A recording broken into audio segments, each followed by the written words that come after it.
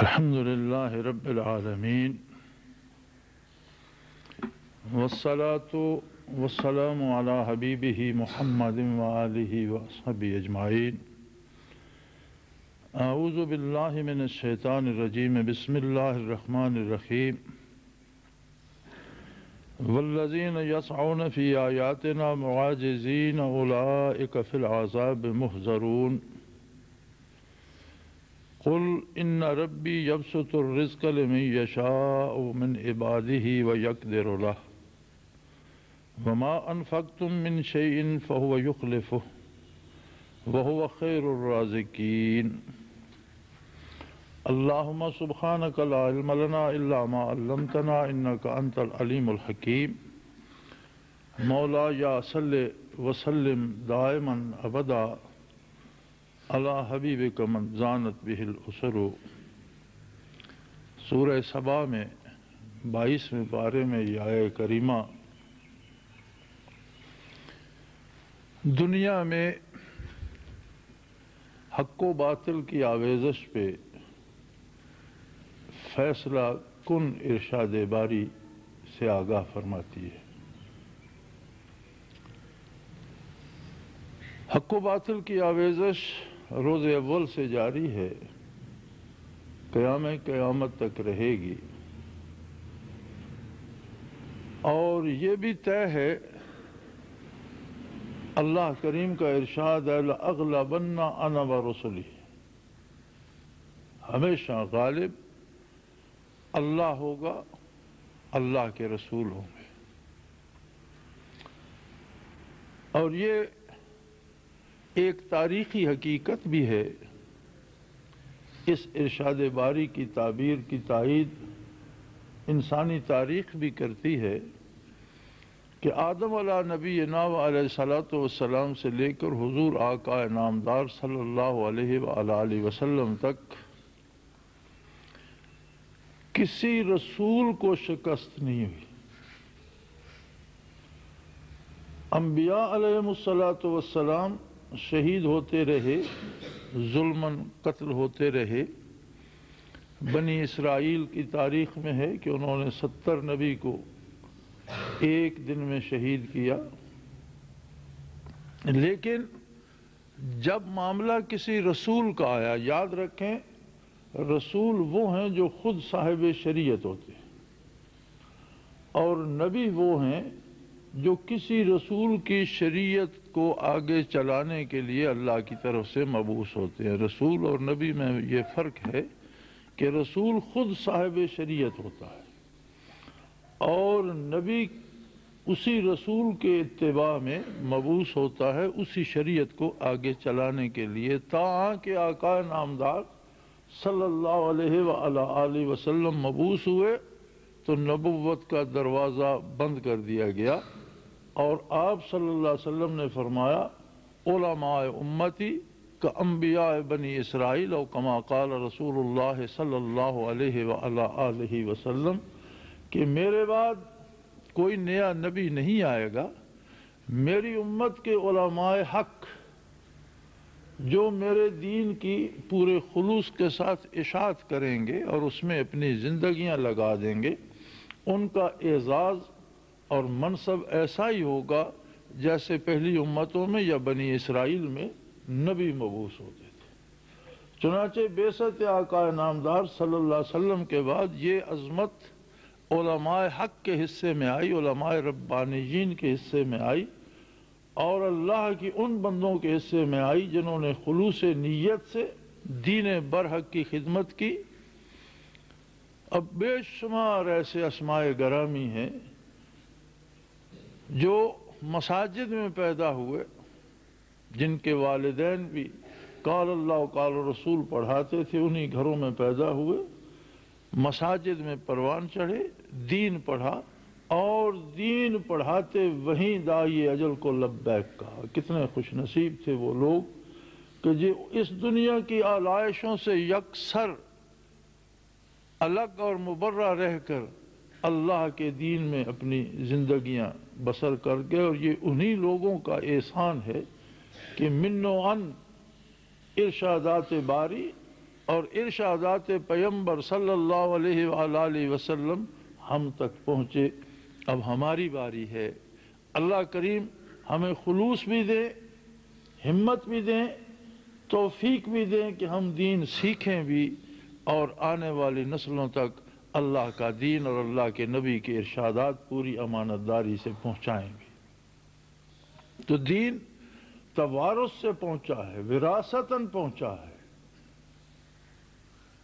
نبی علیہ الصلوۃ والسلام سے صحابہ کرام نے سیکھا، ان سے تابعین، تبع تابعین نے، اسی طرح اکابر امت اور علماء حق سیکھتے اور سکھاتے چلے آئے، اور انشاءاللہ العزیز یہ سلسلہ جب تک سورج طلوع و غروب ہوتا ہے تب تک جاری رہے گا۔ لیکن حالات و واقعات زمانہ جب ہم دیکھتے ہیں تو بڑی بڑی بھیانک تصویریں تاریخ میں نظر آتی ہیں۔ آپ دور مت جائیے، تاتاریوں کی تاریخ اٹھا کر دیکھ لیجئے۔ وسط ایشیا سے اٹھے جنگلی اور وحشی قوم تھی اور مسلمان ریاستوں کو تاراج کر دیا۔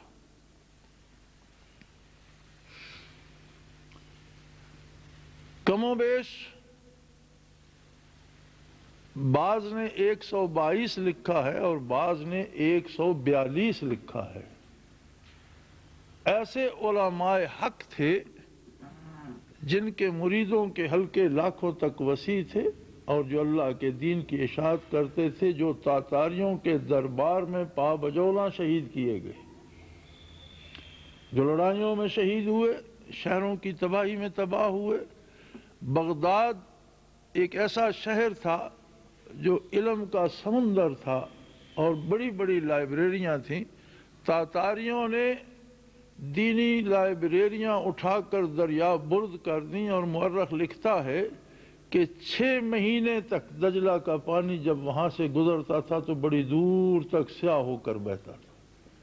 چونکہ اس زمانے میں آج کل کی طرح چھاپا خانے نہیں تھے، روشنائی سے، قلم سے اور ہاتھ سے کتابیں لکھی جاتی تھیں، تو اتنی کتابیں دریا برد کی تاتاریوں نے کہ 6 مہینے تک دجلہ جیسے عظیم دریا کا پانی سیاہ ہو کر بہتا رہا۔ خون انسانی اتنا بہایا تاتاریوں نے کہ ہر جرنیل شہر کو تباہ کرنے کے بعد اس کے بعد شہر پناہ کے بعد دروازے پر سروں کے مینار بنایا کرتا تھا کہ کس کا مینار اونچا ہے، اور اس بے دردی سے قتل کرتے تھے کہ اگر کوئی حاملہ عورت قتل ہوتی تو اس کے پیٹ سے بچہ نکال کر اس کا بھی سر کاٹتے کہ چلو کچھ تو مینار میں یہ بھی کام دے گا۔ لیکن ہوا کیا اسلام مٹ گیا؟ جو جبر، جو بربریت، جو ظلم تاتاریوں نے کیا، اس سے یہ نظر آتا تھا کہ اب اسلام کا نام لیوا کوئی باقی نہ رہے گا۔ لیکن وہ ایسا قادر ہے کہ اس نے انہی تاتاریوں کو نور ایمان عطا کر دیا۔ مسلمانوں پر یہ قیامت کیوں ٹوٹی؟ ہماری طرح ان کے اعمال بگڑ چکے تھے، ان کے دلوں میں خلوص نہیں رہا تھا۔ کتابیں تھیں ہدایت کے لیے نہیں، مناظروں کے لیے اور ایک دوسرے کو شکست دینے کے لیے رہ گئی تھی۔ اور جب تاتاری فوجیں بغداد شہر کا محاصرہ کیے ہوئے تھیں تو شہر کے اندر اس وقت بھی مولویوں میں مناظرہ ہو رہا تھا کسی معمولی سی بات پر۔ یعنی عالم یہ ہو گیا تھا کہ مسلمان فرقوں میں بٹ گئے تھے اور چھوٹی چھوٹی باتوں پر آپس میں لڑنا، مناظرے کرنا، ایک دوسرے کو مارنا، ایک دوسرے کی مخالفت کرنا۔ جہاں کوئی کافر فوج آتی، آدھے اس کے ساتھ مل جاتے، آدھے مقابلے میں مار کھانے والے ہوتے، پھر ان کی باری آ جاتی۔ خلیفہ بغداد نے معاہدہ کیا تاتاری سلطان کے ساتھ کہ مجھے قتل نہیں کیا جائے گا تو میں شہر تمہارے حوالے کرتا ہوں۔ اس کے وزیر نے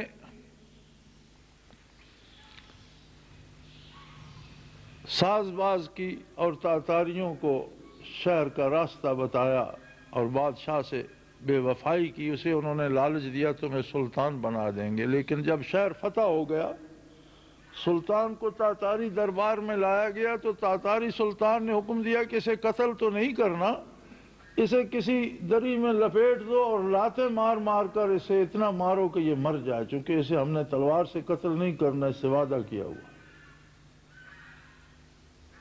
اور اس وزیر کو اس نے یہ کہہ کر قتل کروا دیا کہ جس نے تجھے وزیر اعظم بنایا اور ساری سلطنت تیرے حوالے کی، اس سے تو نے دھوکہ کیا، میں کس اعتبار پر تجھ پر اعتماد کر لوں؟ اگر میں تجھ پر اعتبار کروں تو میرے ساتھ بھی دھوکہ کرے گا، اسے بھی قتل کرا دیا گیا۔ لیکن کیا اسلام مٹ گیا؟ نہیں۔ علامہ مرحوم نے کہا تھا، پاسباں مل گئے کعبے کو صنم خانے سے۔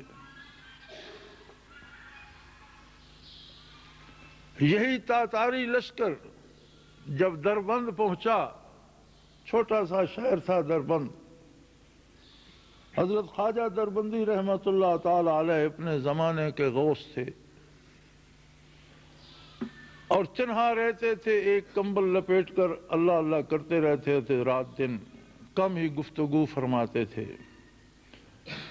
لوگ حاجات لے کر جاتے تو آپ کوئی سا کاغذ جو اخبار کا تراشا یا کسی ڈبیا کا ٹکڑا یا کوئی پرزہ جو نظر آتا وہ اٹھا کر دے دیتے، یہ پہن لو، یہ پی لو، یہی تعویذ ہے، اور اسی سے اللہ شفا دے دیتے تھے۔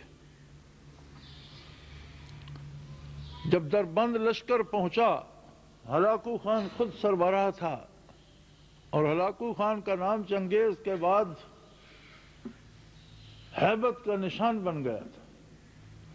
جنگل سے گزرتے تو جنگلی جانوروں تک کو قتل کرتے جاتے، کسی پانی کے ذخیرے سے گزرتے تو اس میں زہر ڈال دیتے، آبادیوں کی آبادیاں تاراج کر دی۔ جب دربند پہنچے تو تاتاریوں کے پہنچنے پر شہر خالی ہو جایا کرتے تھے۔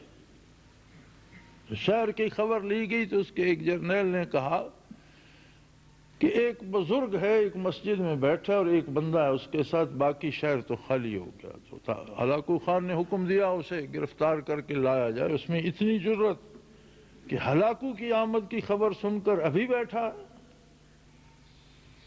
انہیں گرفتار کر کے لایا گیا تو ہلاکو نے کہا کہ آپ کس جرت پر شہر میں بیٹھے رہے؟ انہوں نے کہا شہر میں نہیں، اللہ کے گھر بیٹھا رہا میں، اور میری عمر ہی وہیں بسر ہو رہی ہے، میرا گھر ہی اللہ ہی کا گھر میرا گھر ہے، وہی میری پناہ ہے، اور میں اللہ کے گھر بیٹھا تھا، مجھے غیر اللہ سے ڈرنے کی ضرورت نہیں ہے، کسی ہلاکو وغیرہ کو میں نہیں جانتا، میں تو اسے جانتا ہوں جو سب کا خالق ہے اور جس کے دست قدرت میں سب کی جان ہے۔ معروف تاریخی واقعہ ہے۔ ہلاکو نے کہا کہ تمہیں بیڑیاں اور زنجیریں لگی ہوئی ہیں اور تم اتنی بڑھ کر بات کر رہے ہو؟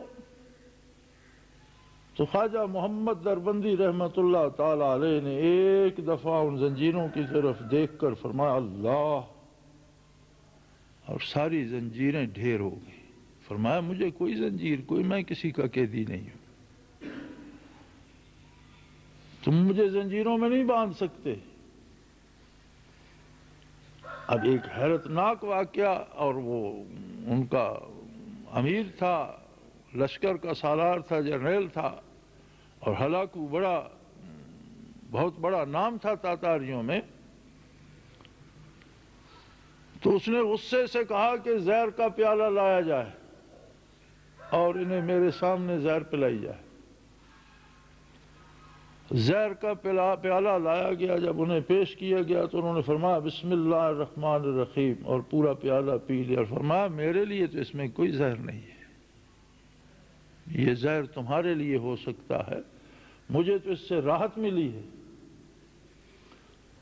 تو ہلاکو نے آگ جلوا دی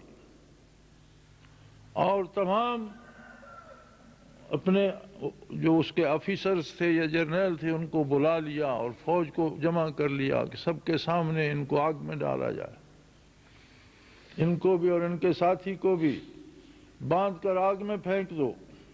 مورخ لکھتا ہے کہ جب انہیں آگ میں پھینکا گیا تو آگ اس طرح بھاگی جس طرح کوئی بڑا جانور، کوئی دیوار گرتی ہے اور اس کے ساتھ کوئی جانور بندہ ہو تو وہ رسے توڑا کے بھاگتا ہے، اس طرح آگ بھاگی اپنی جگہ چھوڑ کر، جہاں وہ گرے وہ جگہ صاف تھی اور آگ آگے بھاگی اور اس کا لشکر سارا چھوڑ کر اسے بھاگ اٹھا تو ہلاکو اٹھ کر کھڑا ہو گیا اور اس نے کہا مجھے بھی اس خدا کا پتہ بتاؤ جس کو تم مانتے ہو، اس رب کی بات مجھے بھی بتاؤ جسے تم مانتے ہو۔ اور وہ لمحہ تھا جب اسی ہلاکو نے اسلام قبول کیا اور یورپ کی عیسائی شادیانے بجا رہے تھے مسلمانوں کو قتل عام کر کے کہ ہم نے یورپ کو مسلمانوں سے پاک کر دیا، ہسپانیہ میں ہم نے ایک مسلمان نہیں رہنے دیا، وہی ہلاکو اسلام کا جھنڈا لے کر مشرق سے یورپ میں داخل ہو رہا تھا۔ اور اسی بات پر علامہ مرحوم نے کہا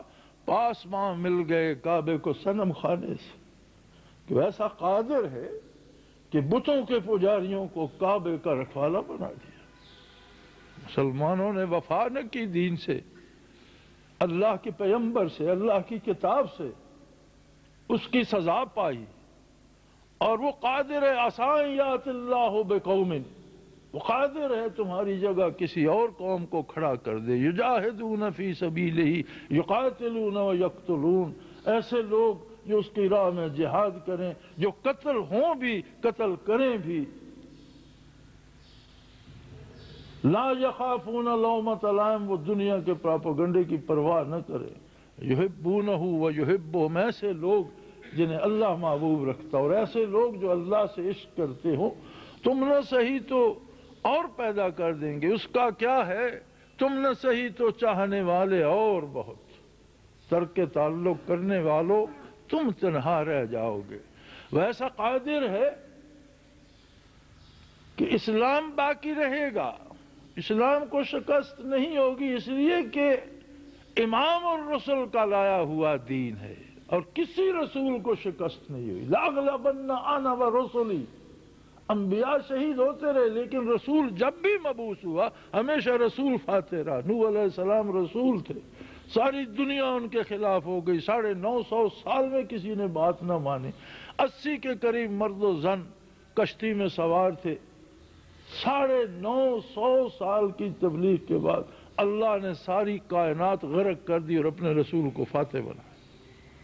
موسیٰ علیہ السلام کے ساتھ ایک ان کے بھائی تھے ہارون علیہ السلام، اور فرعون کی کتنی بڑی طاقت تھی، تباہ فرعون ہوا، موسیٰ علیہ السلام کو شہید نہیں کر سکا۔ لأغلبن انا ورسلی، یہ طے شدہ بات ہے، اللہ غالب رہے گا، اللہ کا رسول غالب رہے گا، اور محمد الرسول اللہ تو رسولوں کے بھی رسول ہے، امام الرسل ہے۔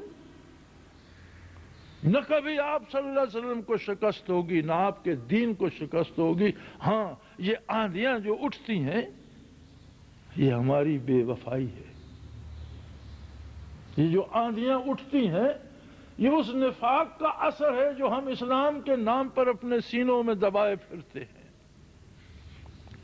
صبح بات ہو رہی تھی حاجی صاحبان کی واپسی پر، تو کسی نے بتایا فلاں بھی حج سے واپس آ گئے، فلاں بھی آ گئے، تو میں نے کہا یار خوشی نہیں ہوتی ہے، خوشی تب ہوتی کہ جو حج کر کے آتے کم از کم وہ تو تبدیل ہو جاتے، اچھے انسان بن جاتے، ان میں خلوص آ جاتا، صداقت آ جاتی۔ جیسا جاتا ہے بندہ اس سے بھی خراب ہو کے آ جاتا ہے۔ ہم کیا خوشی منائے کہ فلاں حج کر آیا، اس میں کوئی تبدیلی غیر حاجی اور حاجی میں نظر آتی ہے، کردار میں، گفتار میں، کاروبار میں، معاملات میں۔ تو جب یہ عالم ہوتا ہے مسلمانوں کے دلوں میں، جب وہ خلوص نہیں رہتا، وہ عشق نہیں رہتا، وہ آتش عشق نہیں رہتی، وہ محبت پیغمبر صلی اللہ علیہ وسلم نہیں رہتی، اللہ کی طلب نہیں رہتی، تو پھر ظالم ان پر چڑھ دوڑتے۔ آج بھی دیکھ لو، کم و بیش 56 ریاستیں ہیں روئے زمین پر مسلمانوں کی، کسی ایک ریاست میں اسلامی نظام نافذ نہیں، کوئی ایک ریاست ایسی نہیں ہے جو سود سے پاک معیشت رکھتی ہے۔ تو یہ ہمارا کردار ہے، ہم مسلمانوں کا، ہماری حکومتوں کا، ہمارے حکمرانوں کا، خود ہمارا حکمران تو بدلتے رہے، ایک کے بعد ایک آتا رہا، جو بھی آیا اس نے وہی کیا۔ تو ہمارا یہ کردار جو ہے یہ ظلم کی آندھیوں کا سبب بنتا ہے، لیکن اللہ کا دین بھی رہے گا، اللہ کے مخلص بندے بھی رہیں گے، اور خواجہ محمد دربندی رحمت اللہ علیہ کے جانشین بھی ایسے رہیں گے جن کے سامنے ہلاکو جیسے لوگ بھی کلمے پڑھتے رہیں گے، اور یہ تا قیامت سلسلہ جاری رہے گا۔ اسی پر یہ آیہ کریمہ نے بات کی، فرمایا والذین یسعون فی آیاتنا معاجزین اولئک فی العذاب محضرون، جو لوگ میری آیات کو مٹا دینا چاہتے ہیں، جو لوگ میری بات کو عاجز کر دینا چاہتے ہیں، جو لوگ چاہتے ہیں کہ اللہ کی بات نہ مانی جائے، جو لوگ چاہتے ہیں کہ قرآن کا نظام نہیں آنا چاہیے، جن لوگوں نے اپنی قوت اس بات پہ لگا دی کہ تہذیب ہماری ہوگی، معاشرہ ہمارا ہوگا، اور جو معاشرہ محمد الرسول اللہ نے دیا ہے وہ نہیں بننے دیں گے، وہ نہیں ہوگا، اللہ کریم فرماتے ہیں اولئک فی العذاب محضرون، وہ محض اپنے لیے عذاب جمع کر رہے ہیں، وہ ایسا کر نہیں سکیں گے، اسلام کو مٹا نہیں سکیں گے، ہاں اپنے لیے عذاب زیادہ کرتے جا رہے ہیں، اپنے لیے عذاب بڑھاتے جا رہے ہیں، اور ایک وقت آئے گا جب دیکھو گے سب لوگ، روئے زمین کے تمام باشندے، آدم علیہ نبینا سے لے کر قیامت تک پیدا ہونے والے تمام لوگ موجود ہوں گے، اور میری آیات کو عاجز کر دینے والے لوگ عذاب میں تڑپیں گے اور چلاتے ہوئے نظر آئیں گے۔ اب رہی یہ بات کہ ان کے پاس جی وسائل بڑے ہیں، ان کے پاس بڑی ٹیکنالوجی ہے، ان کے پاس بڑی دولت ہے، فرمایا کسی نے دولت اللہ سے چھین کر نہیں لی، کوئی اس کی بارگاہ سے زبردستی اپنے لیے حاصل نہیں کر سکا، انہیں فرما دیجئے میرے حبیب ان ربی یبسط الرزق لمن یشاء من عبادہ، اپنے بندوں میں سے جسے چاہتا ہے اسے رزق فالتو عطا، بہت سا رزق عطا کر، دروازے کھول دیتا ہے دولت کے، وَيَقْدِرُ اللَّهُ، اور جب چاہتا ہے اسی بندے پر رزق بند کر دیتا ہے، وہ ایسا قادر ہے کہ گدا کو شاہ کر دے اور شاہ کو گدا کر دے، تو شاہوں کو گدا کر دے، گدا کو بادشاہ کر دے، اشارہ تیرا کافی ہے گھٹانے اور بڑھانے۔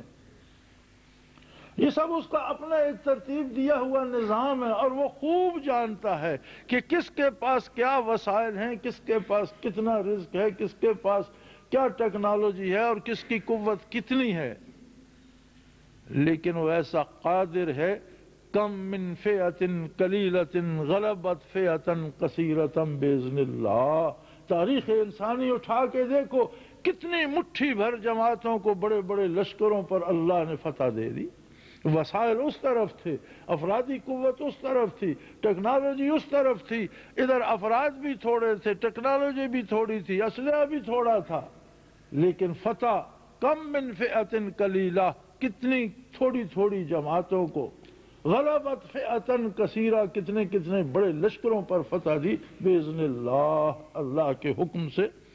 آئندہ بھی ایسا ہی ہوگا، شکست کفر کا مقدر ہے۔ جس قدر ظلم افغانستان پر کیا گیا اور جس قدر آگ اور لوہا برسایا گیا، کوئی تصور کر سکتا تھا کہ وہاں زندگی باقی رہے گی؟ لیکن الحمدللہ امریکہ چیخ رہا ہے، افغان ابھی مقابلہ کیے جا رہا ہے، اللہ کا نام لینے والے جنہوں نے اپنے گھر جلوا دیے، اپنے بچے شہید کرائے، اپنی مائیں شہید کرائیں، بوڑھے باپ شہید کرائے، جوان بیٹیاں برباد کروائیں، علاقے کا علاقہ تباہ ہو گیا، لیکن اللہ کے بندے اللہ کے نام پر ابھی تک شمشیر بکف ہیں، وہی اذانیں گونج رہی ہیں، وہی سجدے زمین پر کیے جا رہے ہیں، اور جانیں ہتھیلی پر رکھے ہوئے امریکہ تھک رہا ہے، لیکن اللہ کے بندے نہیں تھک رہے، اور انشاءاللہ غلبہ اسلام کا مقدر ہے اور شکست کفر کا نصیب ہے۔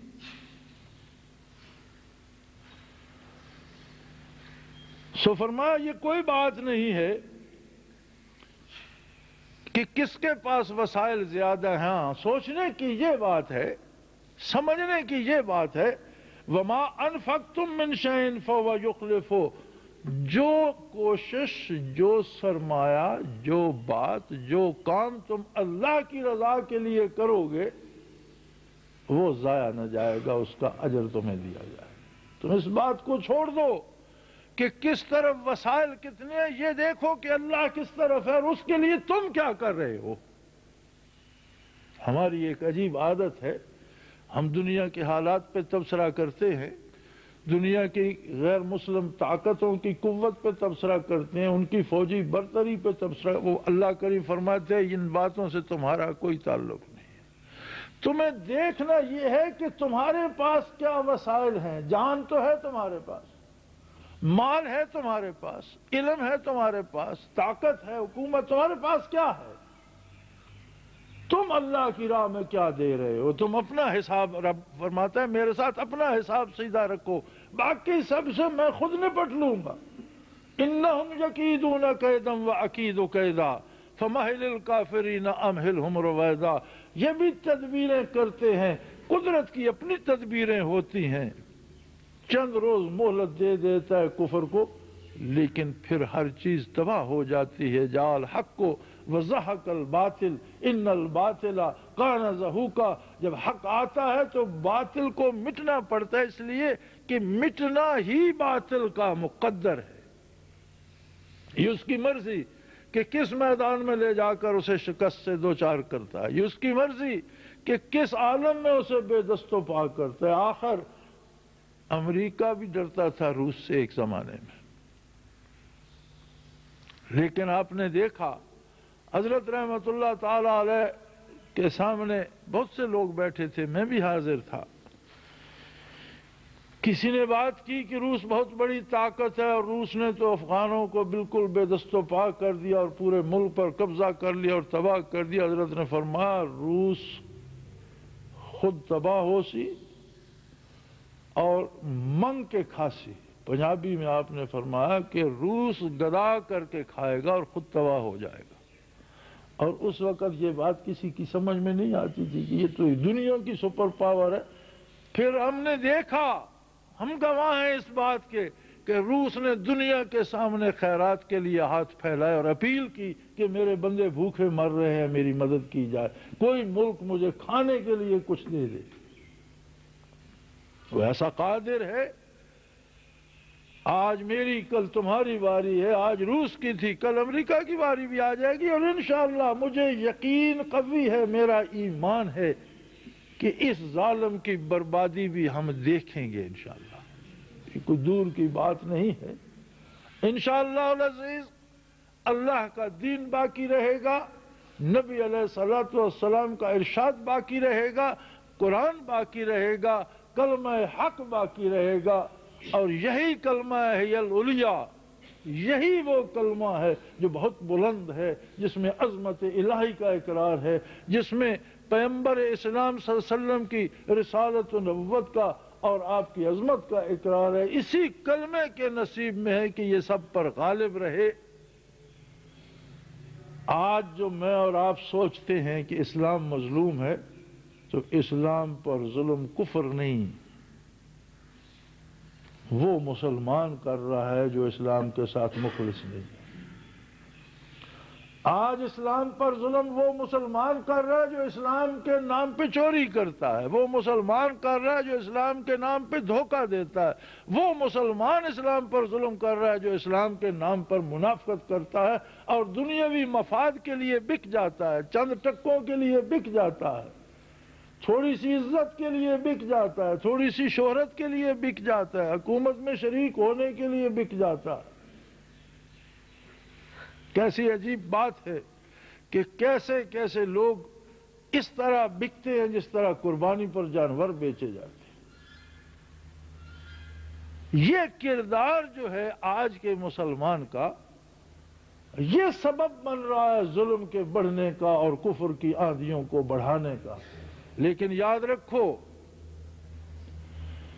اگر ساری اسلامی ریاستیں بھاگ گئی تو اللہ کا ایک بندہ تو بیٹھا رہا، خواجہ محمد دربندی رحمۃ اللہ تعالی، اسے کسی بڑی فوج کی ضرورت نہیں ہے۔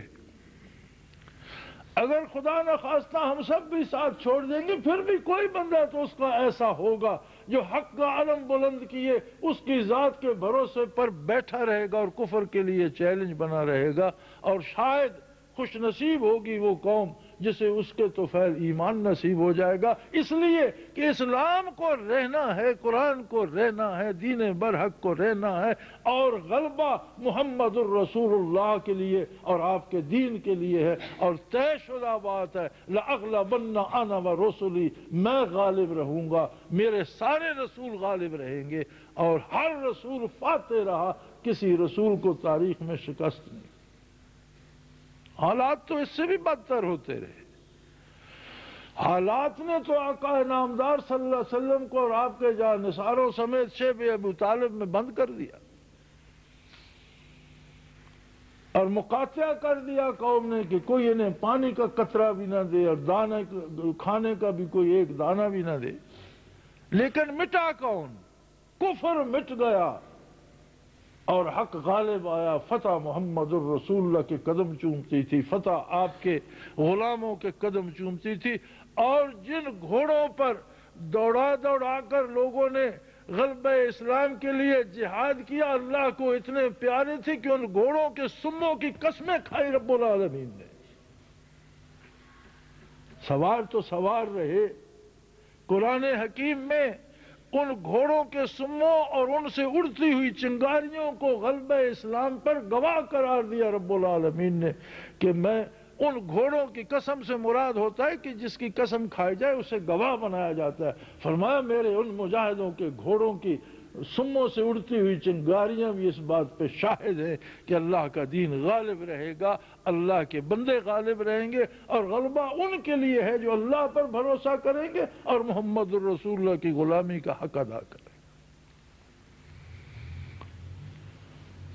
لیکن بات بڑی پتے کی، قرآن کریم کی ہر بات پتے کی ہوتی ہے، اور حق یہ ہے کہ قرآن کی کوئی ایک آیت نازل کر دی جاتی اور باقی سارا قرآن نازل نہ ہوتا تو پوری انسانی زندگی کے لیے وہ ایک آیت کافی تھی۔ ہر آیت میں پوری انسانی زندگی کا مفہوم بیان ہو جاتا ہے۔ یہ اعجاز ہے قرآن کا۔ پھر اتنا قرآن اس نے کیوں نازل فرمایا؟ یہ اس کا احسان ہے کہ اس نے مشت غبار کو اپنے کلام سے آشنا کر دیا، اور اتنا کم و بیش 6,500 آیات نازل فرما دی۔ لیکن بدنصیبی دیکھیے کہ جس قرآن کی ایک آیت زندگی کا نظام ترتیب دینے کے لیے کافی ہے، اس کی 6,666 آیتیں ہم پر اثر نہیں کر پا رہے۔ کیسی عجیب بات۔ حضرت موسیٰ علیہ نبینا علیہ الصلوۃ والسلام سے جب سوال کیا گیا، ما تلک بیمینک یا موسیٰ، طور پر سوال ہوا، اللہ کریم نے پوچھا موسیٰ یہ تمہارے دائیں ہاتھ میں کیا ہے؟ جواباً عرض کیا ہے یہ عصائی اتوکل علیہا واحش بہا علی غنمی ولی فیہا معارب اخری، یہ میرا عصا ہے، میں اس پر ٹیک بھی لگاتا ہوں، اس سے اپنی بکریاں بھی چراتا ہوں، اور بہت سے دوسرے اس کے مفادات اور فائدے گن دیے۔ مفسرین کرام اس کی تفسیر پہ جب بحث فرماتے ہیں تو فرماتے ہیں کہ ادب تو یہ ہے کہ جو بات پوچھی جائے اس کا جواب دے دیا جائے۔ یہ تقاضائے ادب ہے کہ جو بات پوچھی جائے اس کا قصہ نہ بنایا جائے، اسے بڑھایا نہ جائے، جتنی بات پوچھی جائے اتنا جواب دیا جائے۔ اور نبی تو ادب سکھانے والے ہوتے ہیں، نبی کی جوتیوں کے طفیل لوگوں کو اور ان کی خاک پاک کے طفیل لوگوں کو ادب نصیب ہوتا ہے، اور یہ اولی العزم رسول ہیں موسیٰ علیہ نبینا علیہ الصلوۃ والسلام۔ سوال ہوا ما تلک بیمینک یا موسیٰ، تمہارے دائیں ہاتھ میں کیا ہے موسیٰ؟ جواب تھا یہ عصا میرا عصا ہے، بات ختم ہو گئی۔ پھر اتنی لمبی انہوں نے کیوں کی؟ تو وہاں علماء لکھتے ہیں بیک لفظ تمام گفتن تمنائے جہانیرا، بیک لفظ تمام گفتن تمنائے جہاں، پوری دنیا کی بات ایک لفظ میں ختم ہو جاتی، آپ ہاں کہہ دو یا نہ کہہ دو بات ختم ہو جاتی۔ دنیا کی کوئی ایسی بات نہیں ہے جو ایک لفظ پر ختم نہ کی جا سکتی ہو، یا ہاں کہہ دو یا نہ، ایک لفظ ہاں کہہ دو بات ختم ہو گئی، نہ کہہ دو بات ختم ہو۔ لیکن فرمان منز بیر حضوری طول دادم داستان رہا، مجھے تو آپ سے شرف ہم کلامی نے وہ لذت بخشی کہ میں اسے قائم رکھنے کے لیے بات کو بڑھاتا چلا گیا۔ فرماتے لذت ہم کلامی نے موسیٰ کو مجبور کر دیا کہ وہ بات کو بڑھاتے چلے گئے کہ بات اللہ سے ہو رہی تھی۔ تو قرآن کریم کی اتنی آیات مبارکہ یہ محض اس کا احسان ہے کہ لذت حضوری عطا کر دی اس نے۔ حضور فرماتے ہیں صلی اللہ علیہ وسلم کہ جب قرآن پڑھو تو اس انداز سے نہ پڑھا کرو کہ اللہ کی کتاب اور بندوں کے لیے آئی ہے، یہ انداز قرآن پڑھنے کا نہیں ہے۔ اس انداز سے پڑھو کہ میرا رب میرے ساتھ بات کر رہا ہے، وہ تمہیں مخاطب کرے گا، تمہیں کہے گا یہ کرو، تمہیں کہے گا یہ نہ کرو، تمہیں کہے گا آؤ میں تمہیں فلانی قوم کا قصہ سناتا ہوں، آؤ میں تمہیں لوگوں کے حالات بتاتا ہوں، آؤ میں تمہیں دنیا کی بات بتاتا ہوں، آؤ میں تمہیں آخرت کی بات بتاتا ہوں، آؤ میں تمہیں کاروبار کا سلیقہ سکھاتا ہوں، آؤ میں تمہیں لوگوں کے ساتھ تعلقات۔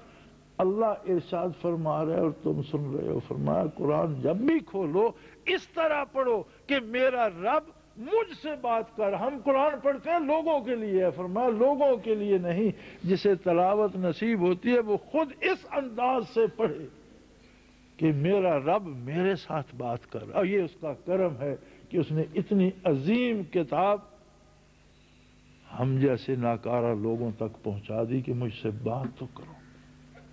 اب ہم کیسے لوگ ہیں، ہم پر اللہ کی بات اثر نہیں کرتی؟ ہم کیسے لوگ ہیں کہ ہم نے اسے ریشمی غلافوں میں لپیٹ کر طاقوں میں سجا دیا اور الماریوں میں رکھ دیا؟ ہم کیسے لوگ ہیں کہ جھوٹ بولنا ہو تو اس کی قسمیں اٹھاتے ہیں؟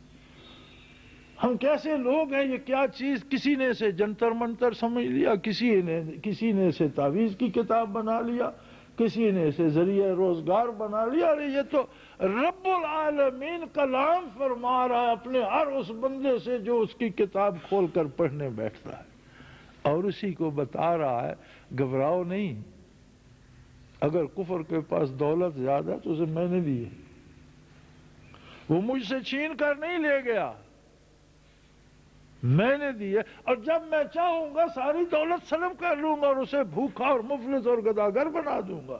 یہ تمہارا کام نہیں ہے، یہ میرا کام ہے۔